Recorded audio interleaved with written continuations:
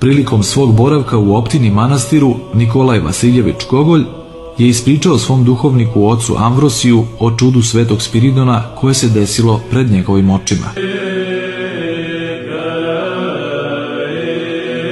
Desilo se to za vreme njegovog poklonjenja moštima svetog ugodnika Božijeg svetog Spiridona Trimifutskog, čije se mošti nalaze na Krfu.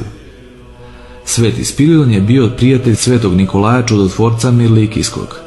U svoje vreme oba svetitelja odbranila su čistotu vere pravoslavne u borbi sa jeresi sveštenika Arija na Prvom Vaseljenskom saboru 325. godine.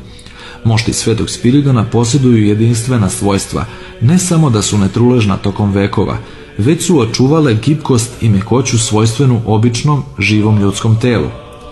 Toga dana kada je Gogolj došao na poklonjenje svetitelju koji se slavi 25. decembra po novom kalendaru, sa velikom торжествenošću mošti su se obnosile oko grada. Među njima se nalazio neki engleski putnik odrastao na skepsi i racionalizmu protestantske kulture. On je dozvolio sebi da primeti da su sigurno na leđima ugodnika napravljeni prorezi i telo pažljivo balsamovano. Zatim se sasvim približio moštima. Kakvo je bilo njegovo izbezumljenje koje se graniči sa užasom kada su se mošti svetitelja, to jest svetitelj, pred očima svih, lagano podigao iz kivota i okrenuo svoje leđa upravo tom idejnom nasledniku apostola Tome, nazvanog neverujući. Hajde, prijatelju, potraži svoje proreze.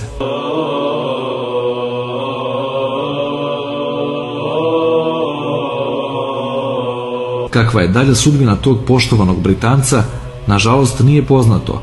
Gogolja je to čudo pak potreslo do dna duše. Kivot sa moštima svetitelja sav je okićen darovima onih kojima je svetitelj pomagao. Mesto gde se relikvija nalazi je zaključano i čuvar ga otvara samo za pravoslavne poklonike, dok je katolicima dozvoljeno samo da celivaju kivot. Pisac opisuje izgled svetitelja svetog Spiridona. Gospode, za mene je to bio najveći potres u životu. Kroz staklo sam veoma dobro uspeo da razaznam lice svetitelja.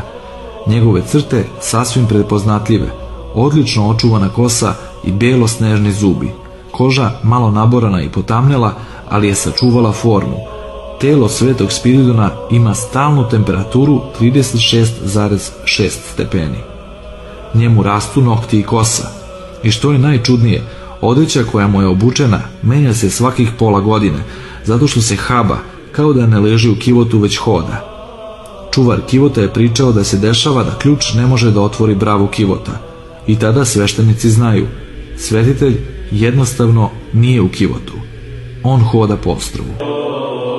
Iz časopisa Pravoslavni put, broj 38.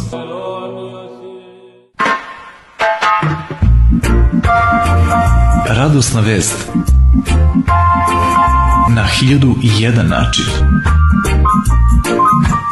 Pravoslavna internet prezentacija pouke.org.